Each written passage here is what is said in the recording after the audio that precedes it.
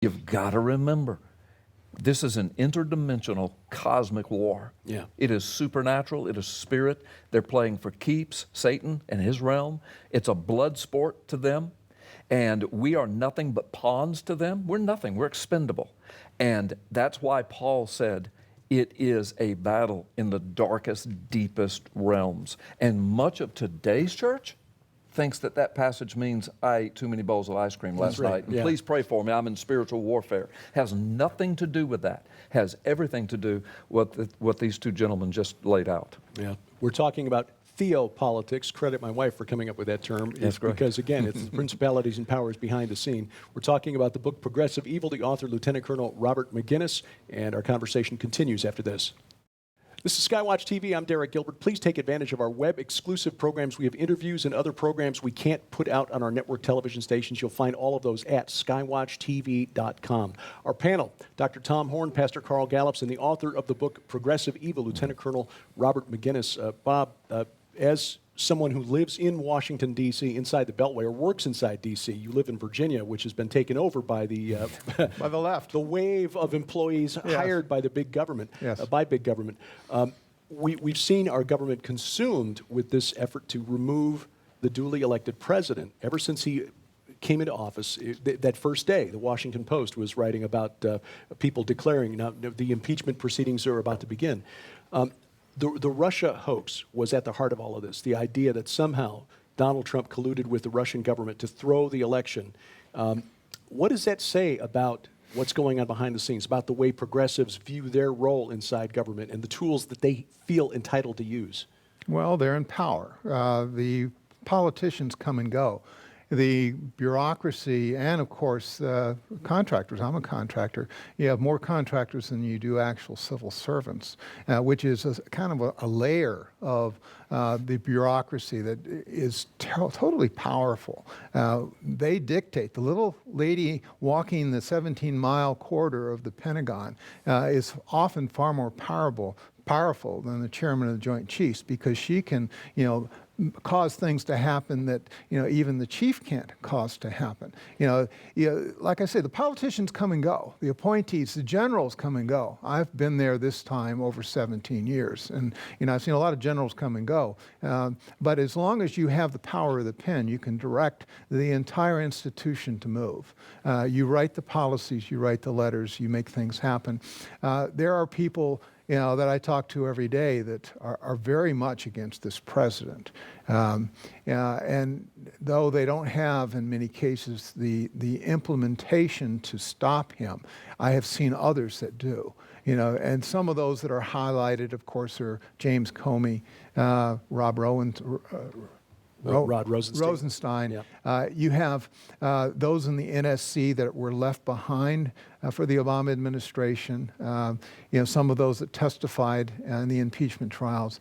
You have people throughout the federal government that are deeply embedded there that are undercutting what the president has to say. Leaks are left and right. And that's how this administration got in a lot of early trouble, because they had enemies from within that were not about to give up and to defeat this president. So I applaud the idea of draining the swamp. It's very, very deep, and it's very, very difficult. Yeah, and the swamp fights back. It's not just a passive thing where you can dig a channel and just let the water drain out. The swamp is fighting you back. A really specific question I want to ask you in a minute, but I want people to know that when they in this super promo, that is a limited time thing, there is a lot of very valuable information. First of all, you'll get all three of the brand new books: Progressive Evil by Colonel McGinnis, Masquerade, the greatest con job in history, right, by Pastor Carl Gallups, and of course my new book, Shadowland. You're also going to receive all four of the broadcast programs on DVD. You're going to receive an off-the-record special report, because Carl Gallup, and maybe he'll get a chance in one of the programs to talk about this, he wrote a chapter for Shadowland, but it has to do with the birth certificate and new forensic information and where ultimately that could play a role in the future. But we also did a behind-the-scenes interview with him. I believe it's about 2 hours long. You're going to get that on DVD. You're going to get a special audio CD collection, The Hidden Occultism of Epstein's Orgy Island. And this is where I go into all of the very dark details. It's going to be yours free with this author. You're going to get a special ebook collection. So it's got the Tom Horn collection, the Carl Gallups collection, the Colonel McGinnis collection. It's going to have the updated version of the Trump prophecies, which could play a role here in 2020, and many, many more books. Anyway, it's a fantastic giveaway. Believe it or not, over $800 value for your donation of $35. You want to get this package. It's limited time. Make sure you do. Now, back to the question that I want to ask you, though. And that has to do with, people on the one hand, I think, let me leave my personal opinion out of it. Lazy people, both in the church and also among the GOP, who feel like that, the public's stomach has been turned by what they've seen the progressives trying to do to remove Donald Trump. One thing after another, collusion, hoax, whatever. Now, impeachment. That we therefore have a really good chance of taking back the House of Representatives in the 2020 election. I want to get your opinion about that, but to me, the nightmare scenario would be it would only take a few seats to change in the Senate, and the progressives could keep control of the House and take control of the Senate, which at a minimum would mean that Donald Trump has a lame duck presidency, but it could also mean unending investigations now with the full control of Congress. What do you think about that? Well, I think that the Congress will do everything it can to impeach this president and keep impeaching the president. One time will not be enough, especially, if they don't have a Senate that is going to carry forth a trial that would convict and remove him. They have every intention of circumventing what the American people said in 2016 to replace him, and then to allow their progressive candidates to run in 2020. There is such a core of evil, and there is such a core of spineless politicians on the Hill that are allegedly in charge, beginning with Nancy Pelosi and working her way down.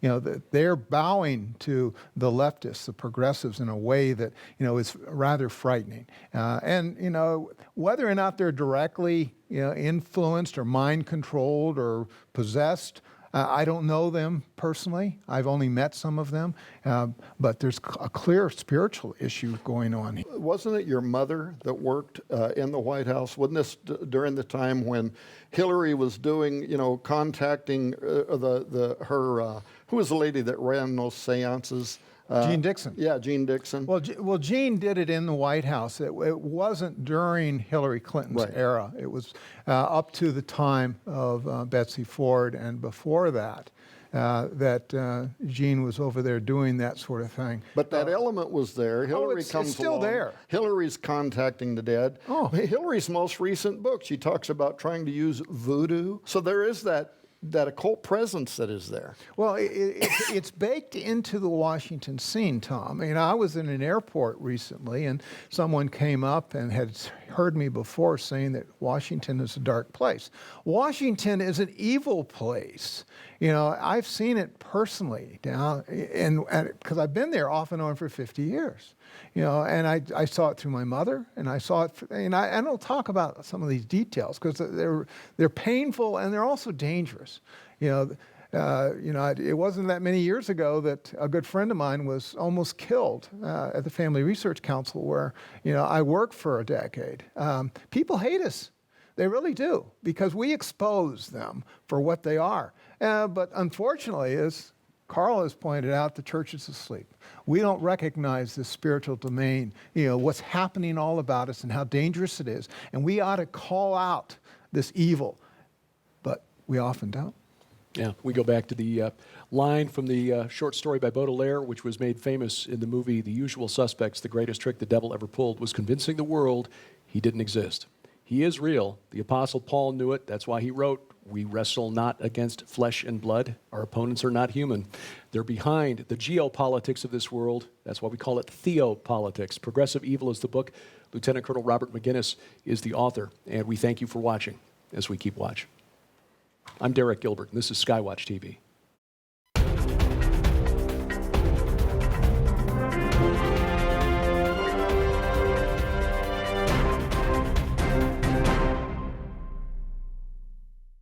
We're all deployed in a supernatural war, but it's difficult to fight the enemy when you don't believe the enemy is real. Welcome to Skywatch TV. I'm Derek Gilbert, and sadly, that's the state of American Christianity today. We're in the third week of 4, a special look at the spiritual war in which we are all deployed. Introducing the panel, the author of, well, a couple of books that deal specifically with this issue, The Deeper State, most recently Progressive Evil, Lieutenant Colonel Bob McGinnis. Bob, welcome back. Thank you, Derek. The CEO of Skywatch TV, author of a number of best-selling books, and one that takes square aim at the occult underbelly of Washington, D.C., Shadowland. Dr. Tom Horn. Tom, welcome back. Good to be here with you guys. And the pastor of Hickory Hammock Baptist Church, the author of a number of best-selling books, including the Gods trilogy, Gods of the Final Kingdom, Gods and Thrones, Gods of Ground Zero, and the new book, Masquerade, Prepare for the Greatest Con Job in History. We welcome Pastor Carl Gallups back to Skywatch TV. Carl, Derek, thanks for having me back. Honor to be here. We had mentioned in a previous program that Satan has effectively convinced the world, especially the Western world, it seems, that he doesn't exist. And surveys show that American Christians, for the most part, don't believe that Satan is a literal entity, that he's just a concept or a force or a symbol of the evil that exists within all of our hearts. Why do you say Satan is real and that he is the ultimate con man, a masquerader? Yeah. Well, we meet him first in the garden. We hear about him again in Isaiah 14. We hear about him again in Ezekiel 28. In both of those places, God himself is describing him, talking about him, pronouncing the ultimate judgment that's coming upon him. In the last book of the Bible, the book of Revelation, we find him again at the great white throne of judgment, being thrown into the lake of fire. I mean, the demonic world, Satan and his angels, hell was created for them, Jesus declares. So you move from the very first book, some of the very first chapters, to the very last book, some of the very last chapters, and this theme, this declaration, there's no room, there's no wiggle room, this declaration that we are involved in an interdimensional cosmic war between the great deceiver, the great destroyer, the great rebellion one, the rebellious one, the profane one, the arrogant one, the Bible says, against the throne of God. And he literally believes that he will usurp the throne of God. That's the thing that's really amazing, though. As you point out, he is in the Bible from Genesis to Revelation. Yep. And yet, ubiquitously. And yet, 60% of American Christians don't believe that he's real. And that's because probably 60% of American Christians, now I'm just pulling this out of my hat, but it's backed up by more specific polls and surveys, Barna polls, Pew polls, right, and other research that I have done and written. So I'm just going to say in response to your statement, it's probably because 60% of American Christians have not heard the preaching and teaching that they're hearing in this 1-hour episode today about the reality of Satan, the reality of spiritual warfare, the depth of it, what it really is. It is interdimensional. I mean, our own science now understands and has proven, and you guys talk about it a lot here at Skywatch, in the study, in the field of quantum physics, we understand there are various dimensions of physical reality. The whole CERN collider phenomena, China's trying to build one. It's all about, of course, doing deeper study into quantum mechanics, quantum physics, but they state on their own website that one of their great goals is to discover how to breach these different dimensions, how to open up portals into these dimensions that they know exist. And they literally say, we want to see what comes out and or what we can put in. So science tells us, in case there are some listeners saying, what are you talking about, interdimensions? Well, the Bible speaks of interdimensions. I mean, there's heaven, there's hell, there's earth, there's paradise, there's, today you will be with me in paradise. From where? From Jerusalem, from a cross instantly to paradise? What is that about? The rich man, Lazarus, the chasm in between, it's all there. The Bible doesn't try to say, now please believe this. The Bible says this is the way it is. And so in America, though, and I love America, I'm not trashing America, but our culture, we're so blessed, we're so rich, we're so happy, we're so entertained compared to the rest of the world, that you know, when you start talking about these things, they seem surreal and fairy tale to us. Never mind the fact that much of America loves to entertain themselves by going to movies that speak of zombies and the end of the world and demons and interdimensions and space travel through the dimensions. And then they come out and they say, well, that was just entertainment. That's make-believe. So I think it's all wrapped up, that phenomena that you speak of. It's the spirit of Antichrist. Isn't it brother. also... it's a demonic masquerade. Carl, isn't it also because, like Nicodemus, he can't perceive supernatural things, and Jesus tells him it's because you must be born again. Exactly. So here's part of what I think is we have a lot of religious Christians that wear it as a label, but they've never been truly born again of the Spirit. Yes. They can't perceive supernatural things because they're still just walking around in the flesh. And see, that theme is repeated, well, let's just stick to the New Testament right now, throughout the New Testament, out of the mouth of Jesus himself. When he speaks the Sermon on the Mount, he concludes it, starts to conclude it with the words, look, not everybody that says, Lord, Lord, is going to enter the kingdom of heaven, but he who does the will of my Father. Then we find out later in John, he says, and the will of the Father is this, that they would come to the Son and believe. Mm-hmm. So in other words, that's a long way of saying what Jesus said to Nicodemus. Look, if you're not born again, then you won't have the Holy Spirit. If you don't have the Holy Spirit, you can't see. You can't perceive You this. can't put on your night vision goggles. You've used that illustration. Mm-hmm. Perfect illustration. The vast majority of the population, we look into the dark and we see darkness and maybe some shadowy figures.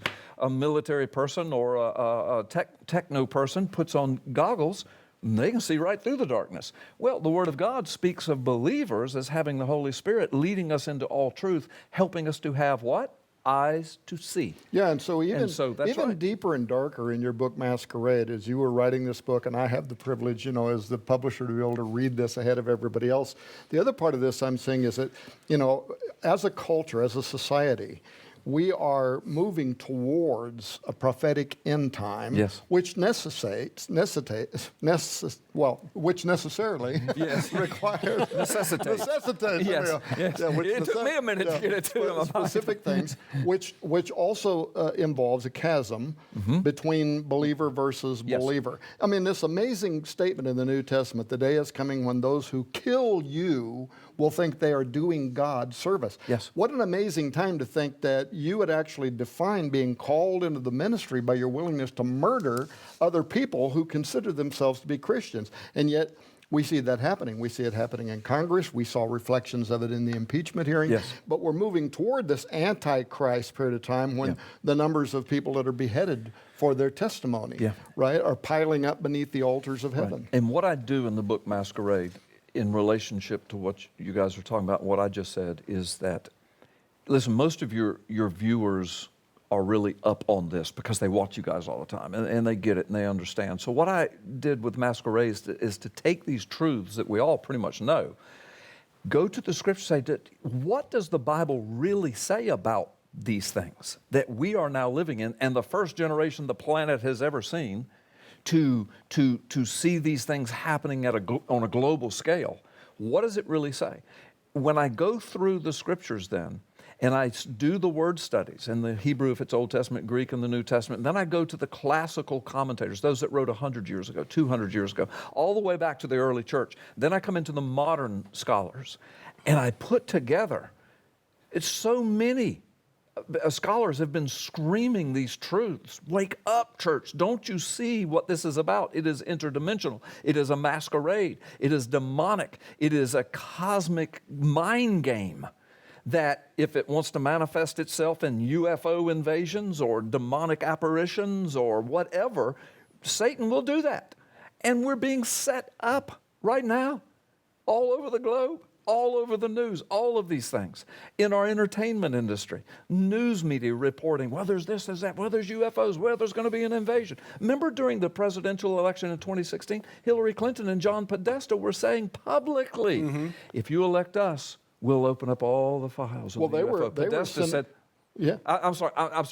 And Podesta even said, I think they can handle it now. We're being psychologically set up. Yeah, they were sending emails back and forth, including representatives of the Vatican, saying that we are moving now towards official disclosure. Exactly. Right? And so that could be part of a grand illusion, a grand deception. Could be. And that's my point. I'm not dogmatic about naming a particular phenomena and saying this is what it's going to be. But I'm just examining the phenomena that we're getting pelted with every day and saying, does the Scripture say anything about that? And surprisingly, shockingly, stunningly, the Scriptures say a lot about all that we are now seeing.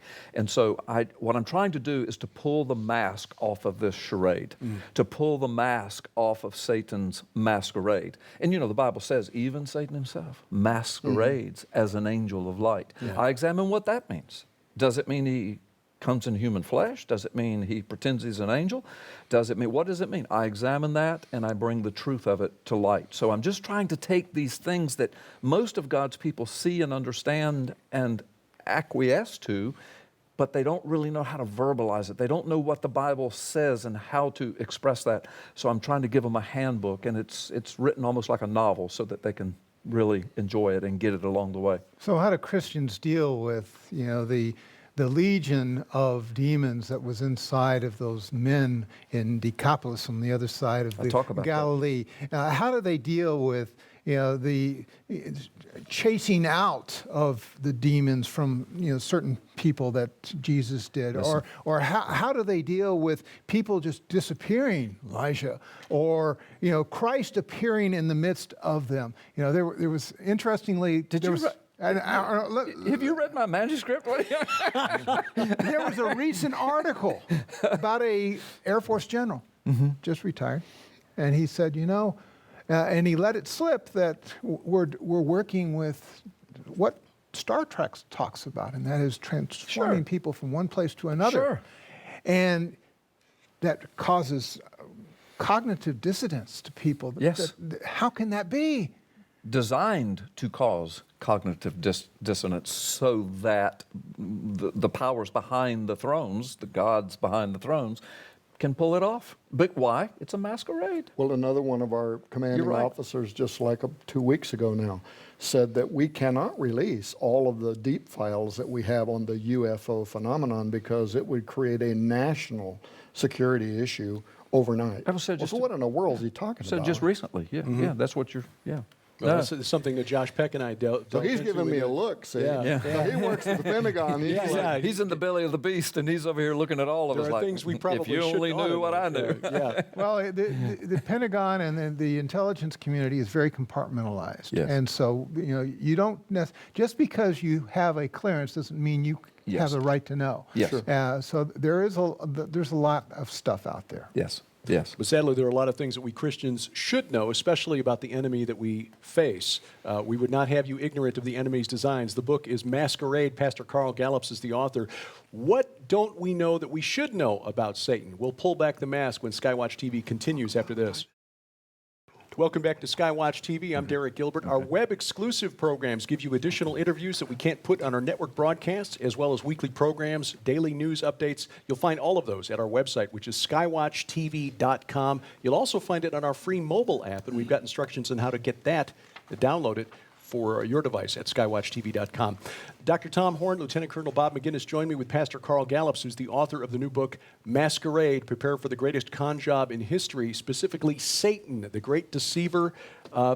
In the book, Carl, you expose some truths about Satan, little-known truths that most of us in the church don't know. Yeah, they're not the typical Sunday school lessons on Satan. Yeah, a couple of examples. Nothing against Sunday school. I grew up in Sunday school and love it, and we have that. But this goes a little deeper than the old flannel board. It goes to stuff where when Christians read it, they say, why have I never been told this before? Was that always in there? Yeah, was that always in? Yeah. And before I do, I just want to add this plug because, of course, your viewers understand we're living in some very tumultuous times. times politically, and I'm not going to be political here, but I'm trying to show how the spiritual and the political are connected. Okay, so I'm not a sycophant for any particular candidate or whatever. But the point is, we are watching what Paul talked about when he said our battle's not against flesh and blood. You see it in the flesh and blood, but please remember the gods, little g, are behind the thrones, pulling the strings like the Wizard of Oz. In fact, I even use that illustration in the Masquerade. The man behind the curtain that was making himself out to be bigger than he was, scarier than he really was, but yet, in that masquerade, he was big and scary, and everybody did what he said. And even Isaiah speaks about that. In the end, it says, you know, I will ascend, I will ascend, I will ascend. And then God says, but I say to you, in the end of it all, I will bring you forth, I will strip you down, and the kings of the earth will say, is this the man that we were afraid of? It's almost like a Wizard of Oz script. But the point is, what we're watching right now in America on our political scene, and in Israel in their political scene, and the two are inextricable, they are connected spiritually. What we're watching will be unmasked by this book, even though this book doesn't even really mention that. It just delves into how Satan operates, how he operates behind the veil, how he operates with the masks. And he'll put on any mask it takes. Like a fisherman, he'll throw any lure it takes. Whatever the weather is, whatever the color of the water is, whatever fish I'm going after, it doesn't matter. Satan's the same way. And so when we look at the political turmoil in which we're living right now, and by the time you finish that book, you'll say, I get it now. I get it. Yeah. So, yeah, and speaking of Satan specifically, though, look, I don't have time to unpack it all, and of course that's why we want people to get the book and to read it, but the bottom line is he is much more evil, much more powerful than we ever really speak of. There are things he cannot do. There are things he does not know. And I speak about what the demonic realm can and cannot do. And there's a lot of confusion about that out in the Christian world. Well, can a demon look like a human being? Can they put on flesh like an angel appears, a good angel appears? I mean, I deal with all of that, what the scriptures really say. I deal with the fact of who Satan was before the fall in a contextual manner, using not only scholarship for centuries, but also doing word studies that will just burst forth before you say, oh my gosh, look at the power, look at the knowledge, look who we're up against, which again is what Paul was trying to tell us in Ephesians 6. Our battles against powerful entities in the unseen realm, principalities of power, whole regions. You know, principalities means Satan has it divided up into regions. He's got it divided. He's got governors. Yeah. He's got ambassadors and that answer to his throne. I mean, we look at Washington, D.C., the most powerful government complex and military machine and economy that the planet has ever seen in history to date. And that is all being kind of manipulated and interjected even from the demonic realm. And the spiritual realm, I mean, from the divine realm as well. There's a battle. I mean, look at Daniel. You know, it talks, Archangel Michael said, well, I had to come through the prince of Persia, I had to come through the prince of Greece, but I'm here now, and your prayers have been answered. All that's still going on. And like you had said on an earlier broadcast, look at the history of the United States. Look at the power that we have. And we live in a fallen world. There's so much evil in America, but still, it's the best place on the planet to live. And even in the midst of that, Satan's targeted us because that is what we are. Some of it he has helped to create. Right. Only the hand of God has held back the ubiquitous evil that desires to flood us out. This is one of the things that I think is key about your book, Masquerade. And it was written so brilliantly that you don't get into politics per se, but you can't read the book and not see this unseen hand that is operating behind many of the power brokers in the world, and including here in the United States, people that would refashion the progressive evil, Colonel McGinnis, that would refashion our country into something else. Now, for the Christian that's watching this program and say, well, what are you guys talking about, the election, politics? Because as a nation, we have this great power this great opportunity. Those that bless Israel, I will bless. There's a pattern in Scripture for it. And historically, the United States did more in missiology to send preachers of the gospel around the world to establish hospital systems to take care, to fulfill the Great Commission. Benevolence. More than anybody has ever done before. But we do have this great military and economic might. So, Antichrist is coming. And if he's going to set up rule on this planet, there is no better place than for him to sidetrack America away from its Christian moorings and to establish here a throne on which he can command the greatest military might on the face of the earth, and as well as economic power. So what I love about what you've written, because you know me, this is what I want to know. I can hear the talking heads and the pundits and the whatever get up and talk, but what I really want to know is, as fleshy gloves, what is the force behind them that is marionetting them, that is speaking through them? What is it trying to do? And it's very obvious to me that we are at a critical point. People in the past have said this is the most important election in the history of America. I've never really bought that until now. And I really do. 2020 and 2024, probably the two most important election cycles in the history of our country that will determine where we go. Where is America going? And again, socialism, Marxism, and frankly, Right-Wing Watch took me, you, and Bob McGinnis to task because we happen to use this phrase, clinically insane. You could not listen to some of the stuff that was being said in the recent impeachment hearings and not say, you are insane. You're crazy, right? Yeah, look up the definitions of various psychoses, and there it is on display. For me, that is why people need to get Masquerade and read it, because you really need to thoroughly understand the forces that are at work, the diabolicus that is at work behind what's being played out on a fleshly stage. And it's at work even, I'm sorry, go ahead. Well, I had a question. Yes. Satan and his demons are fallen. They're fallen angels. They don't have any more power than an angel would have. They can't read my mind, can they? They've watched my behavior ever since I was born. They've watched mankind. They know how vulnerable I am to sin. Doesn't that limit them? Yes. And how does that impact? No, they are limited. And there was something I was going to say to what you just said that I think it would connect. I can't remember right now. I'll get back to it in a moment. But listen, from my understanding, and I don't claim to be the all-knowing one on this topic, but from my understanding and all the research I've done on this, not only for this book, but in books past, it's my understanding that the demonic realm, they answer to Satan. When you understand who he really is, when you read this book and you get into the depths of the Scriptures, and some of those passages seem almost to be hidden, I bring them together and show you, then you understand they may not know everything. They may not be able to read our minds, but they are like great hunters. Okay? So I like to deer hunt. Well, I, over my life, have taken a lot of deer. But how? Well, I studied them for decades. I know now how to discern their trails, where they go. I know what attracts them, what repels them.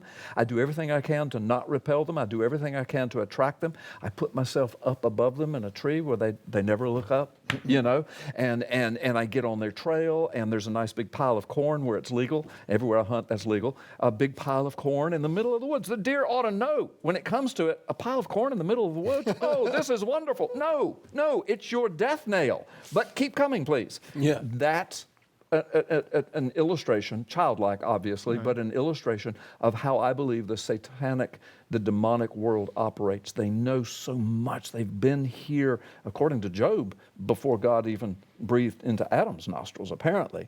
And Satan's been watching humanity. Now, he's also a great manipulator. He also has great knowledge. I don't know that he can read every thought of my mind, but let me ask you this. Have you ever been in prayer and had your prayers interrupted by vile thoughts or hurtful thoughts or unbiblical thoughts? Of course, if anybody's honest, you have. Where does that come from? How does he know you're in prayer? See, if I'm doing this beside my bed, of course he knows. Some demonic answerer to Satan will know.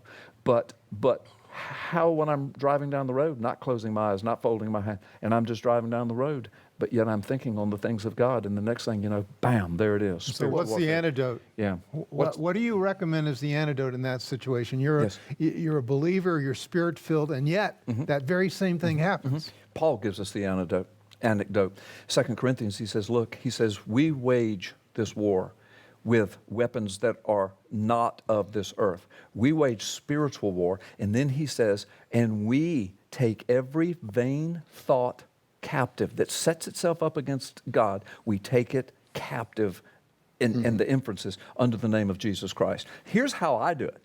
If something like that happens to me when I'm praying or just talking and then some thought enters my mind that's not holy, I will either silently pray to myself, and I can do that. I can talk to you and pray at the same time. I can. God, give me the wisdom to answer Derek's questions and Robert's questions. But what I do is I say, Lord, I put that under the blood of Jesus. I cover that in the name of Jesus. And that's where, and I can't tell you how many times it's like, and I say, Lord, just take that thought from me as I move forward. Yeah. And boom, it's gone.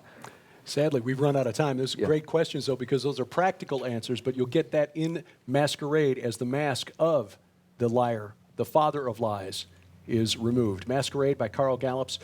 We thank you for watching as we keep watch. I'm Derek Gilbert, and this is Skywatch TV.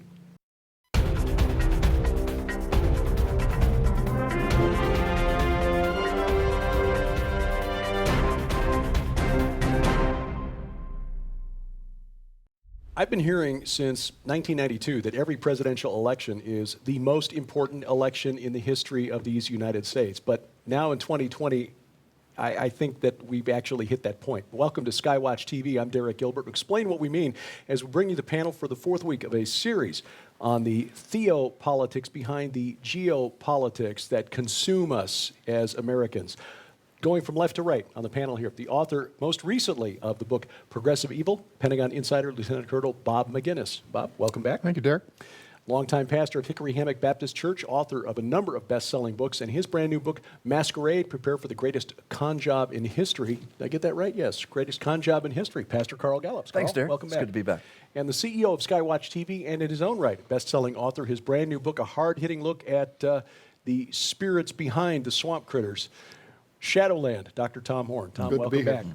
Here. Bob, you're working on another book that takes a look at a theme that you explored in Progressive Evil, and also your previous book, The Deeper State. Look behind the human faces that we see in the nightly news. The forthcoming book called Tipping Point. What more can be said about these forces, principalities, and powers behind what goes on in Washington? Derek, I spent 50 years, or most of 50 years in Washington. God bless you for it. And I have scars to show for that as a Christian. And a Christian in the environment is a tough thing. So I wrote, the tipping point because of what I found out in the deeper state, the spiritual dimension, and also in Progressive Evil, who these antichrists are in terms of ideology and where they've come over the last century plus. This book is focused on those antichrists, and I explore what they have done to America's institutions. I expose who they are. I look at the journalists. I work with national journalists all the time, and I see their work and how utterly antichrist most of them are. I see what associations and corporations and other religions, such as Islam, are doing to Christians, not only here, but abroad, where I deal externally, geopolitically.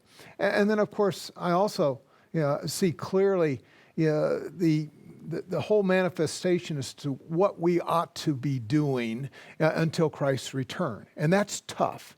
And I asked some rather notable people, Christian leaders in this country, as to what is the best thing to be doing now to counter this. So it's sort of in the sequence. And so I really have poured myself into this, and it really follows on what Tom has written about and what Carl has written about in terms of this terrible spiritual battle that we must wake up to.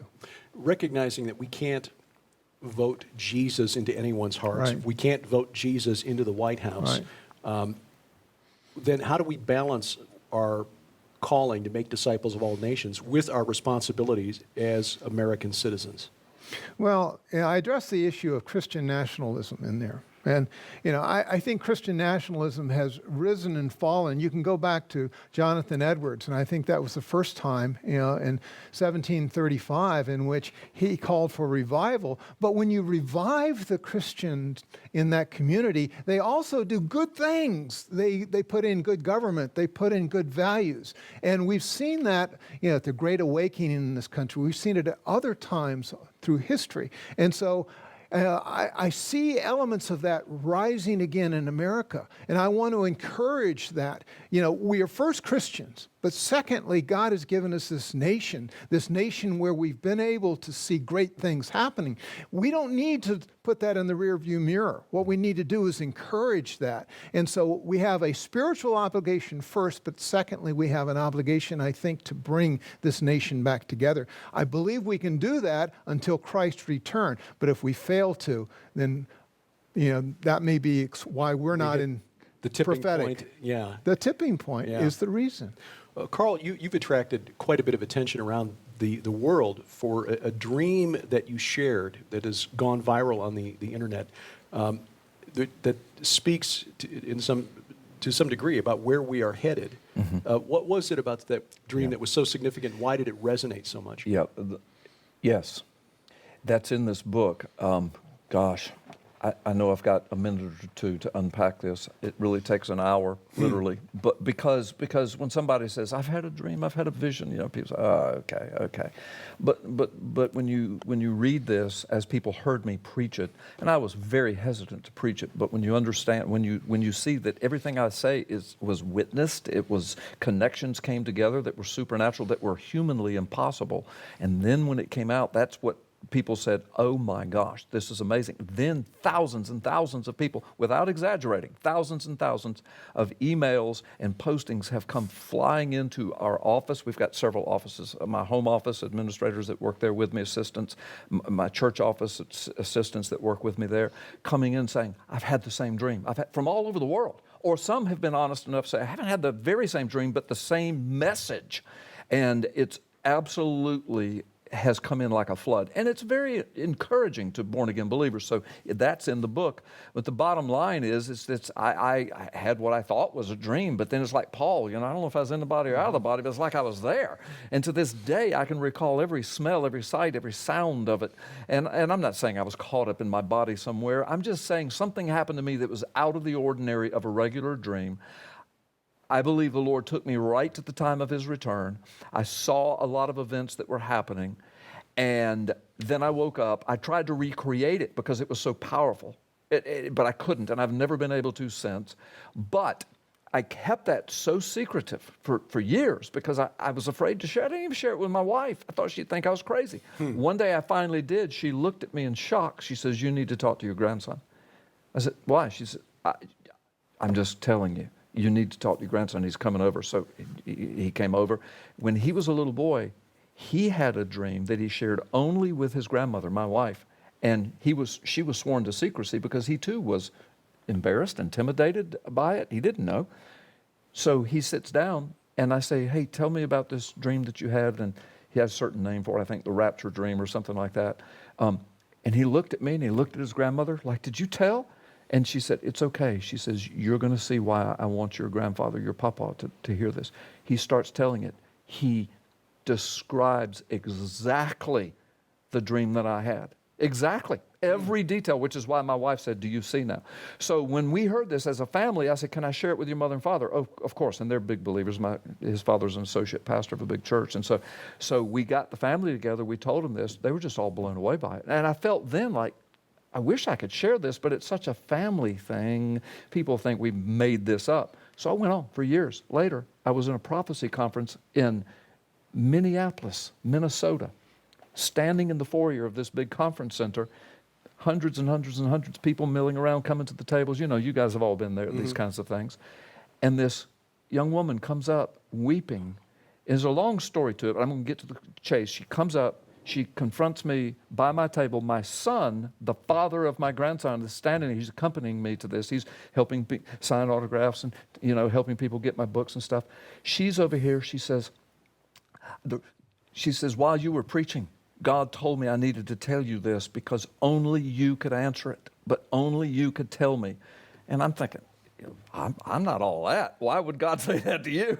And then she says, I had a dream and God told me you could tell me what it was about. Now you got to remember, it was years before all this other stuff. So I'm thinking, I told her, I said, I don't really interpret dreams, but I'm a man of God. Tell me your dream. I'll try to help you. And the whole time I'm praying, Lord, help me to help this lady. She's distraught. Don't let me say anything stupid.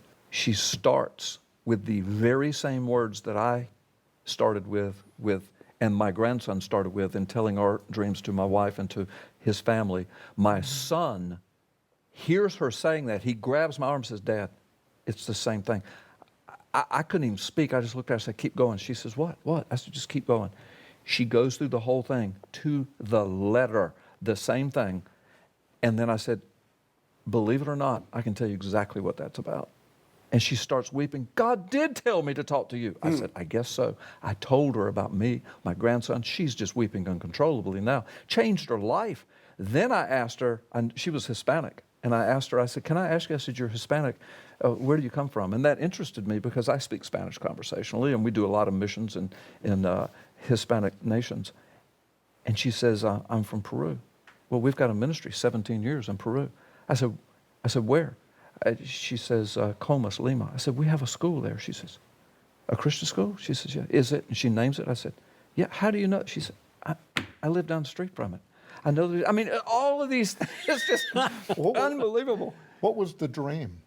What is the message? That's the thing. Do I have an hour? In 10 words or less. I can't do it in 10 words. Well, basically, what is the big picture? The big picture is the whole world's missing the picture. Born-again believers who are true born-again believers see it, and that it is going to happen, the return of the Lord, and all of that is going to explode upon the earth. The whole world will mourn and weep and scream, but in the meantime, God's people will be taken up. They will be taken care of. They will be encircled by the arms of God, inheriting paradise. And it all happens so quickly and powerfully. And there are signs in the heavens. There are signs on earth. And again, I go through this. So the book ends very powerfully, very positively, very encouraging. You know, I don't want to say this to the listeners. I am not a date setter and an extremist and a sensationalist. I just know what God's Word says. And there is coming a generation that is going to see, for a brief time anyway, just a matter of a few years, a one world order, an antichrist system, and one who will demand to be worshiped, who will work in accordance with the powers of Satan himself. The Bible's clear. We're barreling towards that day right now. Now, just before we go to a break, which I know we have to do, this is interesting to me because it actually is biblical that this happens. It's mentioned 7 times in the New Testament Greek scripture. The word is ecstasis. We make the word ecstasy, which is really not, it doesn't really imply what the Greek means. But for instance, in Acts chapter 10, Peter goes up on the top of the house. He's getting hungry, wants them to make him food. And while he's waiting for the meal to be made, the King James Version says he fell into a trance. That's the Greek word ecstasis. Apostle Paul, I didn't know if I was in the body, out of the body. This can happen while you're asleep. It can also happen while you're awake. Yes. But I would encourage people to study the term ecstasis because it is a marvelous Greek word in theology. It literally means that God takes your mind outside of the three-dimensional reality that you're designed to operate in, or at least in this fallen state. He takes you at another ultra-dimensional place and allows you to see something that's going to come to pass exactly as you have seen it. It's different than the gift of prophecy. Yes. It's more like the Old Testament seers who, they didn't say, thus saith the Lord God. They saw things and then they described what they saw. That's ecstasis. A perfect illustration of that is Psalm 22. Where David says, and I saw this in God, my God, why have you forsaken me? He's talking about himself, but then he goes on to say, and they have pierced my hands and my feet. They gamble for my clothing under my feet. My tongue sticks to the roof of my mouth. They say, let him save himself. David was taken somewhere. He was taken to the foot of the cross. In a dream, in a vision, ecstasia, who knows, but he was there. And he wrote it 1,000 years before it actually happened. And as Carl has said before, we are living currently, right now, in the most prophetic period of history since the first century. Our conversation with Pastor Carl Gallups, Lieutenant Colonel Bob McGinnis, and Tom Horn continues after this. Welcome back to Skywatch TV. I'm Derek Gilbert. You can get this program and others like it so that you can actually stop, back up, and really absorb what you, with the free Skywatch TV mobile app. It's a free download. We've got instructions on how to do that, where to get it, at skywatchtv.com. Just look at the top menu bar there for the link. Tom, we have not yet touched on your book, Shadowland, and as we're looking ahead at 2020 and the election coming up, and we talked about how important the election is this time around, especially in these prophetic times, we're seeing an unprecedented effort by the bureaucracy, the entrenched political class in Washington, try to remove the duly elected president of the United States. Why did they want him out so badly, and how crazy will they go if he gets reelected? Yeah, well, first of all, because he's not an establishment guy. He's not part of the dark underground belly of Washington, D.C. He's not part of the club. Doesn't know the handshake. He doesn't know so that, but then he also did things. First of all, he declared war on the power brokers of much of that darkness. And second, he said, I'm going to take this away from you, give it back to the American people. That was his inaugural speech. But secondly, he did something that these spirits are not going to tolerate. He became a friend of Israel. He recognized Jerusalem as the eternal capital of Israel. He moved our embassy there. And he's, even right now, he's meeting with people that are representatives of Israel. And even more than that, he was the first sitting president ever to attend the March for Life back in January. Right. So he's done some things against the gods that demand human blood. And of course, by the way, the progressives that you write about in your book, Colonel McGinnis, they're already letting the world know, if I'm elected president, we're going to move the embassy back out of Israel. We're going to decommission much of the agreement that Trump put in place. So this is a spiritual battle. At the root of it in the Bible, it is defined, I will bless those who bless thee, and I will curse those who curse thee. And God has blessed America because of our alliance with Israel, our willingness to be preachers of the gospel, all the good things that we've done in the past. And so 2020 could not be a more important general election, period. The House could turn over, the Senate could turn over, or somebody else could be voted in as president that could literally change the course of this nation and, frankly, our standing with God. I know that sounds like, there's going to be people watching this. The progressives that hate us, that go over on Right Wing Watch and talk about how crazy we are and try to mock us and whatever. They're going to go berserk watching this whole 4 month of programming. But in a nutshell, because I know I have very little time, I've never written a book, but frankly, there has never been a book. That's a bold statement, but it's true. There has never been a book written like Shadowland. Where this book goes is unprecedented. It is groundbreaking. Frankly, it's frightening. It's an explosive expose. Why would I say that? Because we start out, the easy stuff in this book is starting out with occult practices and enthroned egregores, right? This goes back to the Watchers, over a mysterious DC-based shadow empire. We start right there. Then we go to the diabolical body count list, which is into the dozens of sacrificed whistleblowers. Then we go to Jeffrey Epstein, and Shadowlands deals with the devil, right? And a breakdown of Orgy Island and all of the occultism that is there. Yes, we do go to Hillary Clinton and the bizarre effort to summon Antichrist. We get into deeper in that than we ever have before. We ask questions whether some in Christianity have joined these Luciferian ambitions and objectives. There's a lot of people today. Some of the people that are running for president, Buttigieg and others, that are invoking Christianity, and I'm a follower of God too. Daniel says that the Antichrist will worship a God who was not known to his fathers, right? This is a new God. In fact, there's a phrase there that scholars tell me could literally be translated an alien God. And that's because it is something so unlike what has ever been branded as Christianity before. What was really behind the Russian hoax and the Trump impeachment effort? Shocking facts about Obama. And let me ask you to comment on this, right? In 5 words or less, right? Yes, I can do that. No. I wrote, every chapter that's in Shadowland has my name on it, but I did ask Carl to write one chapter that has to do with actually new forensic information that details what was going on with Obama. The Obama birth certificate. It's groundbreaking. Yeah, it's a 45-page chapter. I wanted to keep it shorter, but I asked Tom, I said, how long do you want this chapter? As long as you want it to be. I said, okay. So it wound up being 45 pages, like a little miniature book.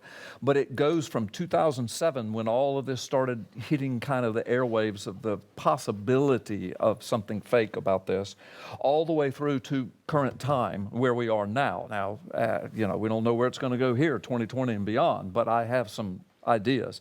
But what I do is I put everything in a chronological order. I go into back channel stuff that's already on the internet that I knew of because I had been investigating this journalistically as a media person. I had a radio program for 20 years on real radio stations, and I had been investigating it then. Then I did get hooked up with Mike Zullo, the lead investigator of Sheriff Arpaio's official criminal investigation into this, the fourth largest sheriff's office in the nation, a 5-year investigation, 3 public press conferences. You can see all of them on the internet. They're all referenced in this chapter, the latest one being December 2016, when Arpaio went out of office, and I was there in Phoenix when that happened. I was deputized as a special deputy by Sheriff Arpaio, not to be an investigator, but because of my prior law enforcement experience. But they knew that I was a big media outlet for a lot of the information for them, because a lot of the other media had shut them down. But we would keep this before the public. And so he deputized me to keep integrity between communication exchange of the deep information that I had with the sheriff's office and that they had with me. Now, nothing that they shared with me in confidence, none of that is in this chapter, because some of that may wind up before Congress. But frankly, what is in this chapter is explosive. Yes. And when you ask the question, why does the deep state want to get rid of Donald Trump? Because if he's elected in 2020, that'll be his last 4 years that he can serve. Then the gloves are going to come off. The gloves are going to come off. And I think this investigation is going to be reopened. Yeah, well, and I want to remind the viewers, please, if you're listening to this, maybe you've never thought of it in this depth, and you're saying, well, I don't know about all that birth certificate stuff. Please remember, there was a man in December of 2010 who metaphorically put his finger in the chest of Obama before the world. He had a grand platform of television, and he said, just put your birth certificate up on the White House website where we can all examine it. Let's be done with this. And Obama did in June of 2011. That then became the object of a 5-year criminal and forensic investigation given to 2 forensic agencies, internationally renowned, one in America, one in Europe, and both of them, unbeknown to each other, arrived at the very same conclusion, provided affidavits to the criminal investigation. Not only is this birth certificate a fake, but it is a fabricated fraud from the ground up. And the sheriff's office happened at that time to be in possession of a couple of birth certificates to compare it against from Hawaii, originals. And one of them just happened to be, the forensics came back and said, that was used to build this. And all of that's explosive. So yeah. But the point being, we got to. I'll tell you what. We're gonna have to do a show that is just on this because we're gonna run out of time. Contrasting visions for America. So I'm back to talking about what's in Shadowland. Progressives versus conservatives. Even things like, what is the truth behind QAnon? Is this really somebody that's got deep intelligence? Anyway, we get into all that. So I got to tell you real quick about the promo deal. When you get the offer that goes with these programs, you're going to get all 4 of the programs on DVD. You're going to get all 3 books, of course, Shadowland, Masquerade, and Progressive Evil. You're going to get the off-the-record special investigation. This is separate than the chapter that Carl wrote for my book. It's a 2-hour behind-the-scenes expose on the subject matter, presenting the forensics information. You're going to get my exclusive audio CD collection, The Hidden Occultism of Epstein's Orgy Island. That by itself is worth the price of the ticket. That's going to blow your mind. A special ebook collection featuring books by everybody that's, including Derek Gilbert, everybody that's on this panel right now, over $700 value all by itself. And so we've got 59 seconds left. Bob, why did you agree to write the foreword to Shadowland? I don't want what's happening across our country to continue, Tom. My state of Virginia, they've thrown out everything that we put in place for years on abortion, on homosexuality, on the Second Amendment, you name it. They've radicalized that. That's exactly what's going to happen in the Washington, D.C. if we get a progressive president, a progressive Senate, a progressive Congress. That's the end of things, I'm afraid. You know, what Obama started was bad. What this person and these people would do is much worse. Yes. Yeah. What it comes down to, prophetic fulfillment, is an attempt to reconstruct the kingdom of Babel, Nimrod's kingdom of a one-world government, to make us all servants of and slaves to, worshipers of the gods of Babel. With Tom Horn, Pastor Carl Gallups, Lieutenant Colonel Bob McGinnis, I'm Derek Gilbert, and we thank you for watching as we keep watch. This is Skywatch TV.